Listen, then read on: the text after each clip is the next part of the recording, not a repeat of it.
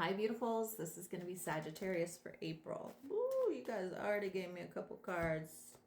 All right. I'm going to take those that fell out, and then I'm going to go back. All right, let's find out what you have for April, Sag. Sag. All right, Sag.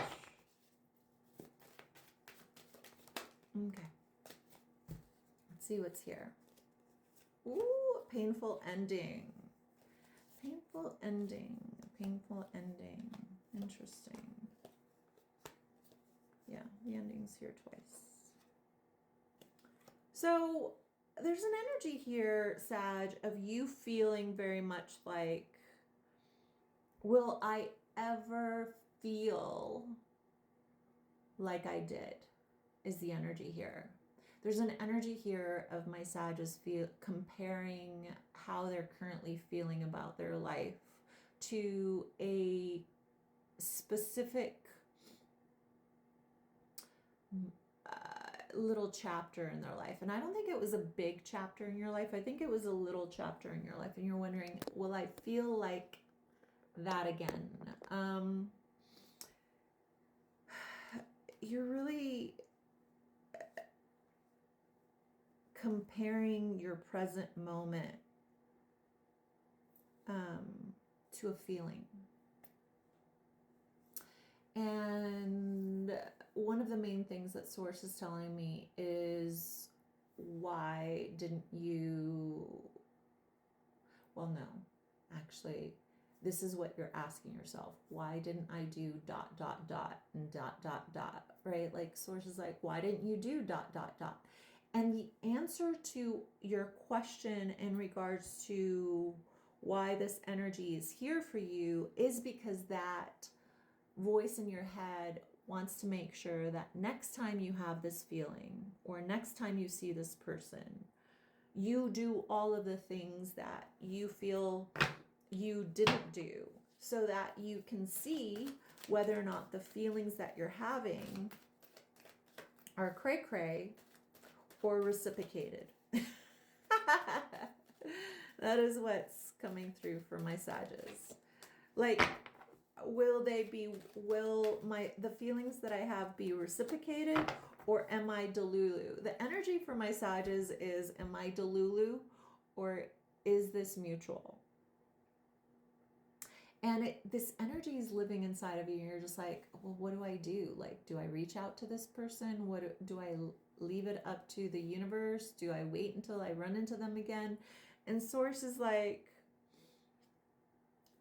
the only thing that is necessary for you to do, Sag, is that the next time the circumstance or situation presents itself with the person that you're thinking about, or anyone that you have that feeling about, is for you to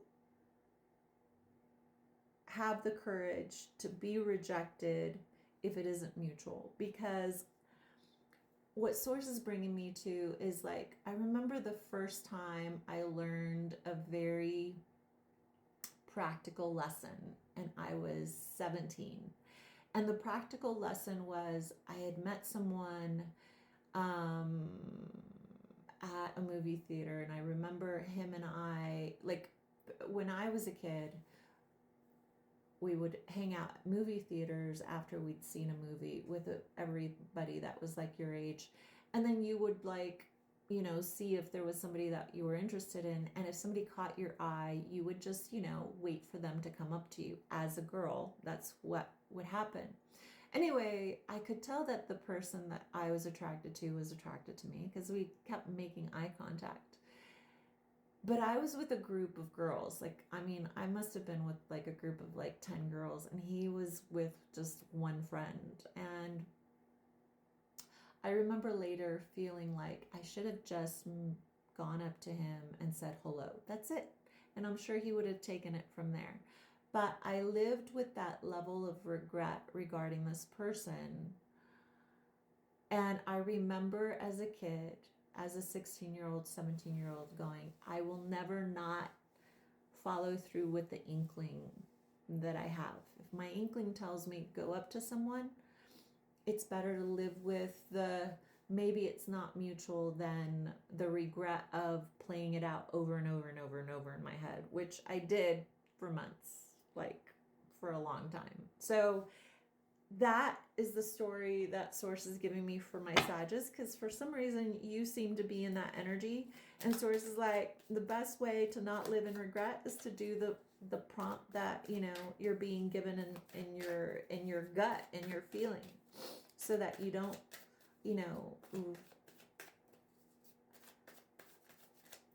have this person live rent free in your mind.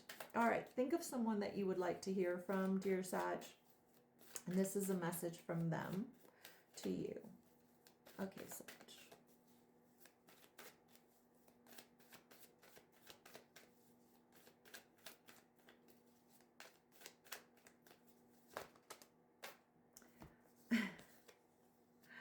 Dude, whoever this person is that you just asked about is like, you're my soulmate. I see it. I can tell that you are on a soul level meeting me emotionally, and I feel the same feelings as you do. I also feel very much like it is not my place to have you change your mind about something you said. There's something about whoever it is that you're asking about, Sag, that they're like, well, you told me that this was you, and I told you that, like, Source is saying to me, like, maybe you're and this is just an example, and for some of you guys, this may be true, like, maybe you're the kind of person that is a carnivore and this person's a vegetarian, and they can't see themselves having a long-term partner that is a carnivore. But you didn't state that you would be willing to be a vegetarian when you ate with them, so that they didn't feel uncomfortable. Like, Source is telling me there's something about you regretting being so definitive about something when it isn't really definitive for the right person. Anyway, that's what it tells me regarding that person. Let's see what will bring you into alignment, dear Sag. What will bring my Sages into alignment?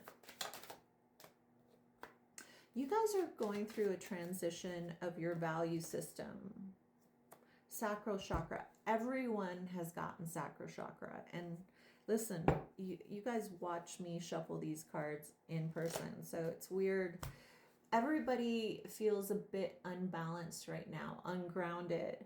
There is a transition going on with my Sages right now regarding beliefs, what they believe is possible, what they believe about themselves, what they want to live into. There's a transition from your value system.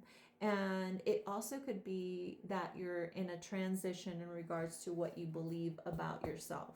But by the end of April, you will be clear about this new person that you're becoming. You'll be clear about how to invest your energy into being more authentic about what you actually want. Though you're currently in the hallway is what I'm getting from you guys. And being in the hallway means that nothing feels completely tangible as of right now, but by the end of April, you'll be clear about what you actually believe and want. All right, if you want to claim this message, make sure you like it. Otherwise, I'm Nettie, I guide, and I'll see you on the next one.